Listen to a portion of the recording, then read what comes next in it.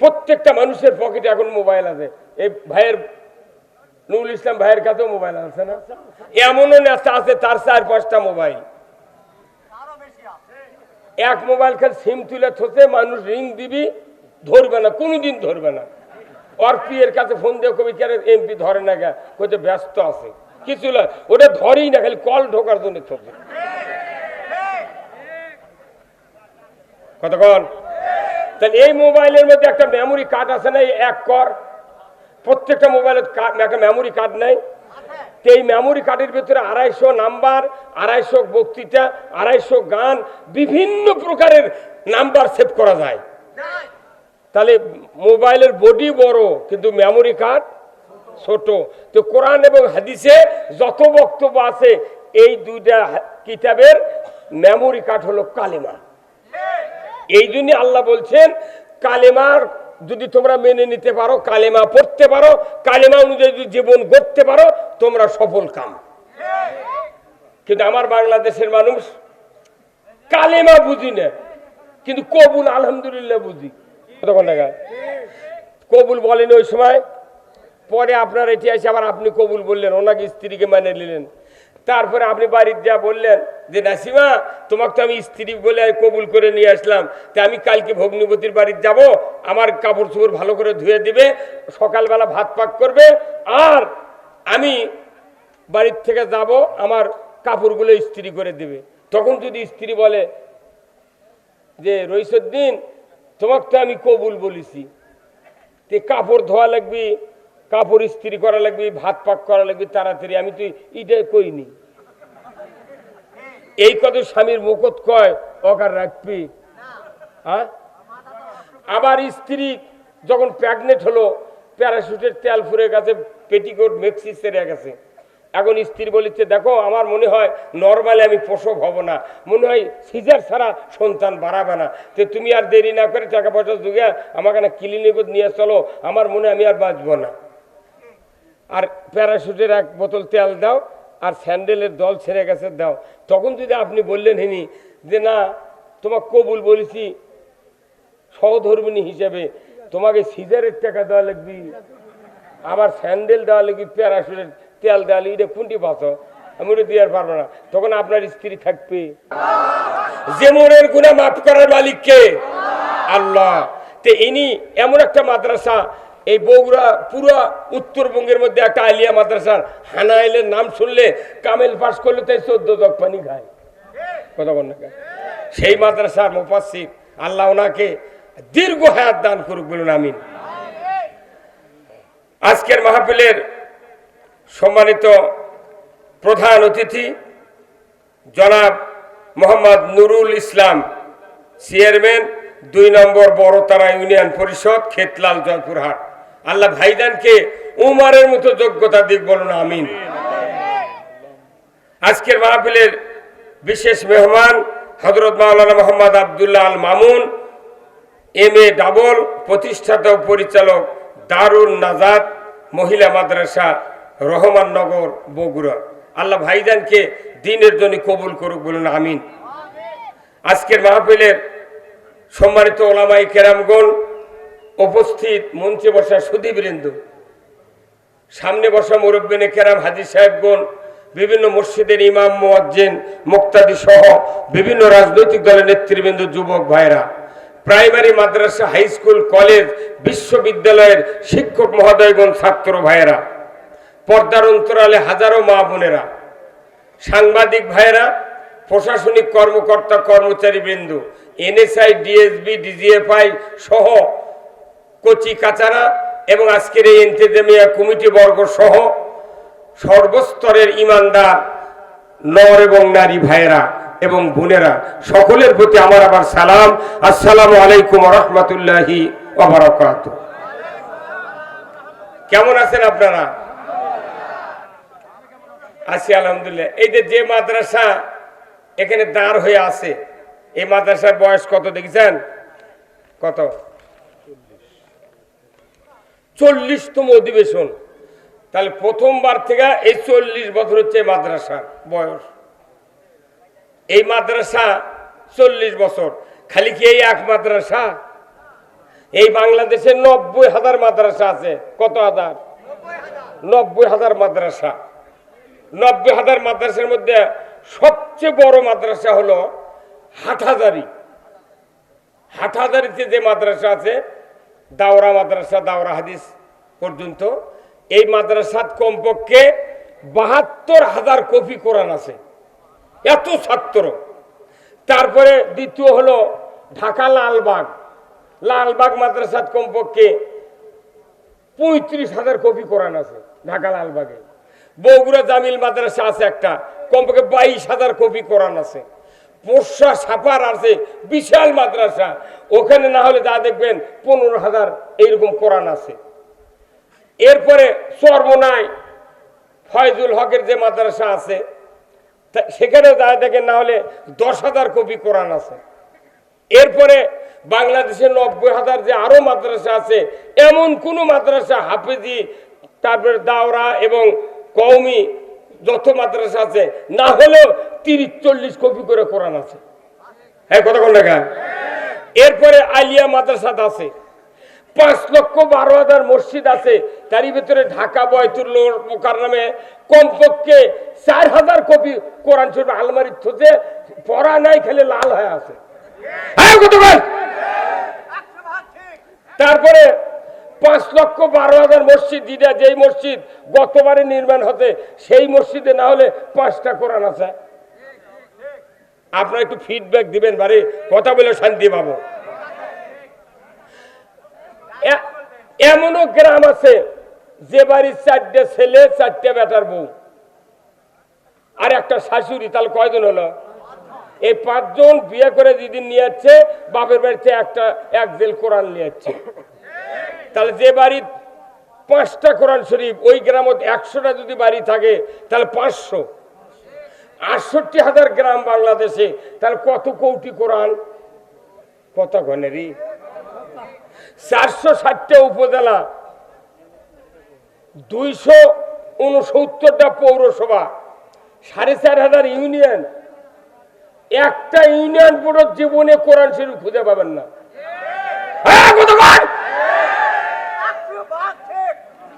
কোন ইউনিয়ন পরিষদে একটাও কোরআন নাই। চেয়ারম্যান বসে আছে, হাসে হাসে। এই ওষুধগুলো আগে না দিলে তো আপনি পরে বক্তৃতা বুঝবেন না। বেজার হচ্ছেন আপনারা? রুগী শোনেন, রুগী যখন ডাক্তারের কাছে যায়, তখন চোখের নিচকার পাতার রং দেখে, জিভে দেখে, পেটর ঠাসি দেয়, প্রেসার মাপে, থার্মোমিটার দিয়ে রক্ত দেখে, বিভিন্ন সিমটম দেখে শুনে তারপরে রুগীর জন্য ওষুধের ব্যবস্থা করে। আমাকে দেখো এতগুলো সভা হয়, কোনো কিছু শোনে না, উঠলো খালি মরমর করে বক্তৃতা শুরু হল।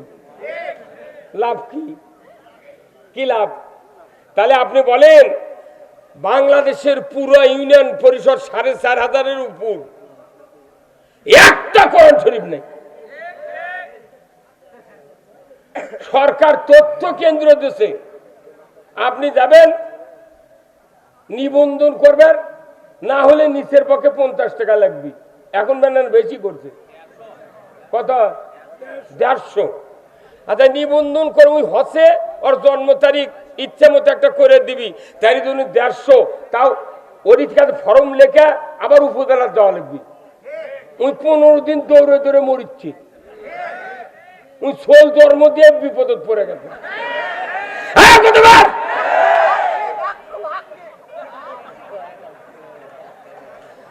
তাহলে এই কথাগুলা আমাকে দেশের এত হাজার কোটি কোটি কোরআন থাকার পরেও, আমার দেশে এত নামাজি থাকার পরেও, এত রোজাদার থাকার পরেও, এত শিক্ষিত লোক থাকার পরেও আমরা ইসলামের সুমহান জীবন ব্যবস্থা থেকে কোন রকমের সুযোগ সুবিধা আমরা পাচ্ছি না। তাহলে এই ইসলাম আমাদের দেশ থেকে লাভ কি? আমার বাড়ির 4 জন পুরুষ আছি, তার 4 জনই প্যারালাইসিস। কয়জন পুরুষ? 4 জন যদি প্যারালাইসিস হয়, অর্ধাঙ্গ, ডান পাও ডান হাত চলে গেছে, এই 4 বলদ থেকে লাভ আছে?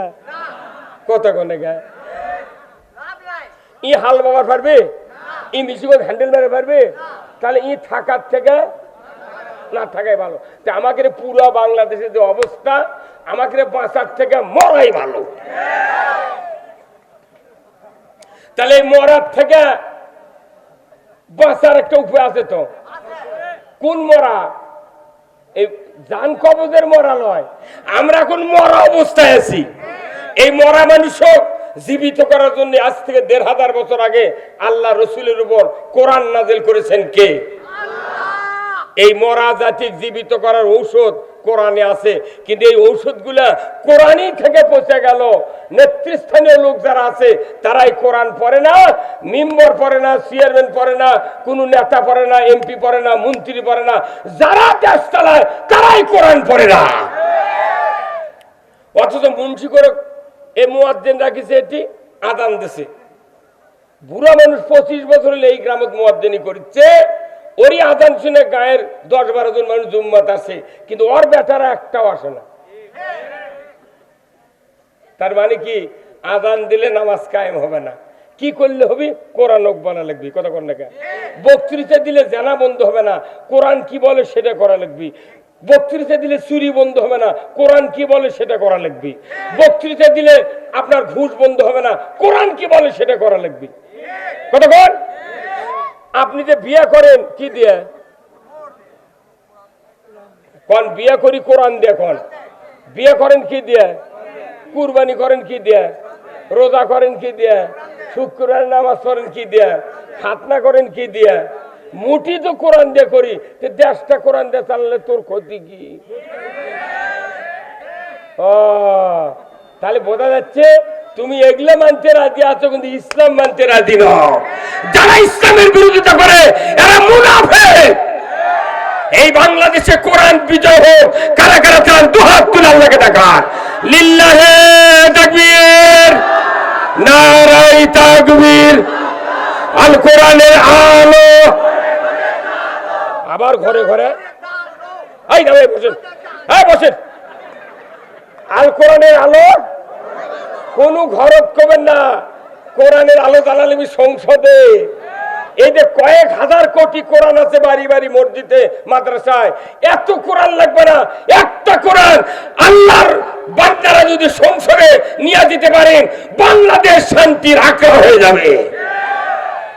এই দিন কোরআন জ্বালাতে হবে কোথায়? সংসদে। মানে আসল জায়গায় কোরআন না থিয়া কোরআন থেকে ঘরের মধ্যে ভারত লাভ হবে না। আমার ভাইরা, আজ থেকে ১৫০০ বছর আগে আল্লাহর নবী কোরআন পেলেন।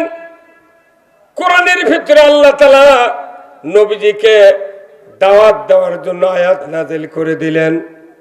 আল্লাহ বলে দিলেন, রাসূল দাওয়াত দাও, ইয়া আইয়ুহান নাস কুলু লা ইলাহা ইল্লাল্লাহ তুফলিহুন।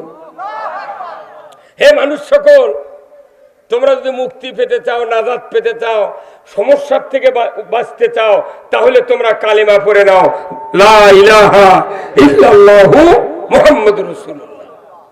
এই কালিমাই হলো মূল মন্ত্র। প্রত্যেকটা মানুষের পকেটে এখন মোবাইল আছে। এই ভাইয়ের নুরুল ইসলাম ভাইয়ের কাছেও মোবাইল আছে না? এমনও নেতা আছে তার 4-5টা মোবাইল। এক মোবাইল খেলে সিম তুলে থতে মানুষ রিং দিবি, ধরবে না, কোনোদিন ধরবে না। ওর পিয়ের কাছে ফোন দিয়ে কবি কেন এমপি ধরে না, গা কোথায় ব্যস্ত আছে, কিছু না, ওটা ধরেই না, খালি কল ঢোকার জন্য থতে। কতক্ষণ? তাহলে এই মোবাইলের মধ্যে একটা মেমোরি কার্ড আছে না, এক কর, প্রত্যেকটা মোবাইলের একটা মেমোরি কার্ড নেই। এই মেমোরি কার্ডের ভিতরে 250 নাম্বার, 250 বক্তৃতা, 250 গান, বিভিন্ন প্রকারের নাম্বার সেভ করা যায়। তাহলে মোবাইলের বডি বড় কিন্তু মেমোরি কার্ড ছোট। তো কোরআন এবং হাদিসে যত বক্তব্য আছে, এই দুইটা কিতাবের মেমোরি কার্ড হলো কালেমা। এই জন্য আল্লাহ বলছেন, কালেমার যদি তোমরা মেনে নিতে পারো, কালেমা পড়তে পারো, কালেমা অনুযায়ী যদি জীবন গড়তে পারো, তোমরা সফল কাম। কিন্তু আমার বাংলাদেশের মানুষ কালেমা বুঝি না, কিন্তু কবুল আলহামদুলিল্লাহ বুঝি। কে ভাই আপনারা বসেন না কেন? মুরব্বী মানুষ, আপনি সাদা ইয়ে গা দাঁড়িয়ে আছেন, দেখলে ভয় ধরে। আপনি একটা চেয়ার দেন তো, একটা চেয়ার দেন তোরা। কখন তো আপনি সরে দেবেন সেই জন্য আমার ভয় হয় না। এটি বসলে গাউত লাগে, শোনা লাগবে কতক্ষণ টাকা। তাহলে কালেমা পড়লে যে সফল কাম, এই কালেমার তো বোঝা লাগবে। হ্যাঁ কতক্ষণ। কিন্তু বাংলাদেশের মানুষ কবুল যেভাবে বুঝেছি, এর কেন কালমা বুঝিনি। এই যে যত মানুষ এখানে আছে বিবাহ করার লোক, প্রত্যেকটা মানুষ বাড়ির থেকে গাড়ির চড়ে মাইক্রোর চড়ে বিয়ে করবে গেছেন, চেয়ারম্যানের কাছে আমিও আমার ছোট খোলাত বসে, আর ওই যে স্ত্রী আমার হসে তার ছোট বাপের ঘরের মধ্যে একে শাড়ি পিন্দে 2 রাকাত নামাজ পড়ে পশ্চিম দিক করে বসেছে, দাদি নানি ভাবি খালা চারিদিক বসে আছে। খোলার থেকে এখন হাজারান মজলিসে উকিল পাঠাতেছে, উকিলের সাথে আবার 3 জন করে সাক্ষী দিয়েছে, মিয়া পক্ষের বর পক্ষের। কেচক সাক্ষী, বর তো অতি বসে আছে, বর তো যাচ্ছে না। এখন মিয়া কবুল আলহামদুলিল্লাহ বললো নাকি, এটা প্রমাণের জন্য সাথে সাক্ষী পাঠাচ্ছে। মোল্লা যা বলেছে, হাজারান মজলিসে আমার উকিল সাব্যস্ত করেছেন, তুমি আমাকে উকিল হিসেবে সাব্যস্ত করো। তখন করছে কবুল আলহামদুলিল্লাহ। তারপর বলেছে অমুকের ছেলে অমুক, এত টাকা দেনমোহর, এত নগদ, এত বাকি, চাইও মাত্র দিতে বাধ্য থাকিবে। এই অঙ্গীকারে তোমাকে শাদী করতে আসিয়াছে, তুমি তাকে স্বামিত্বে কবুল করো। কি চাপ দিচ্ছে? করো। এত বাকি, এত নগদ, চাহিদা মাত্র দিতে বাধ্য থাকবে। কি শর্ত খাটাতে? বউ চাষে কোনোদিন চালি বেদা, স্বামী চালি বেদা, তুই চালু কে? কতক্ষণ টাকা কবুল বলেন ওই সময়। পরে আপনার এটি আসে আবার আপনি কবুল বললেন, ওনাকে স্ত্রীকে মানে নিলেন। তারপরে আপনি বাড়ির যা বললেন যে নাসিমা তোমাকে তো আমি স্ত্রী বলে কবুল করে নিয়ে আসলাম, তা আমি কালকে ভগ্নিপতির বাড়ির যাব, আমার কাপড় চোপড় ভালো করে ধুয়ে দিবে, সকালবেলা ভাত পাক করবে, আর আমি বাড়ির থেকে যাব, আমার কাপড়গুলো ইস্ত্রি করে দেবে।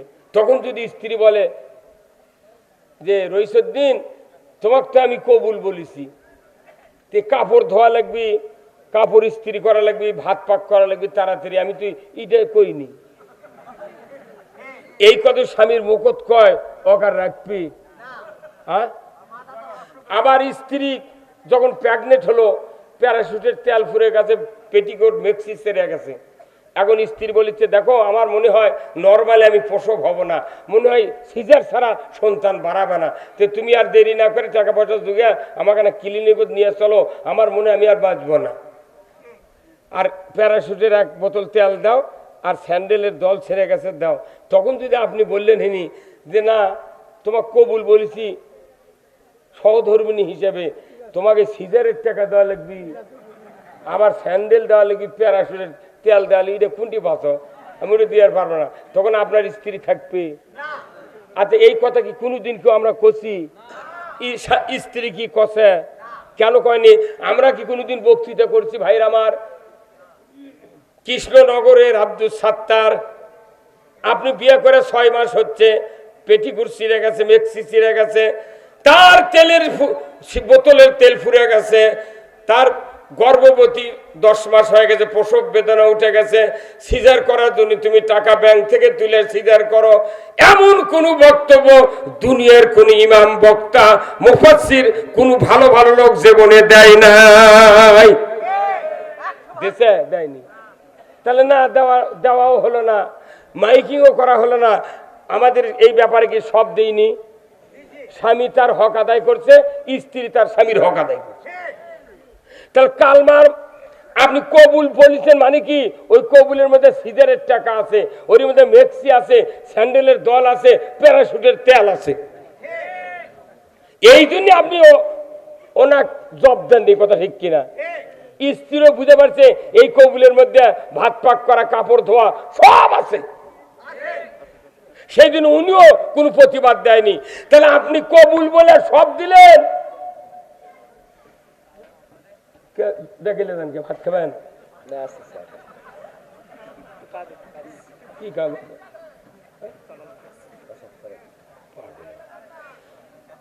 কবুল বললে যদি আপনি সব দিতে বাধ্য থাকেন তাহলে কালেমা পড়া এটাও তো একটা কবুল।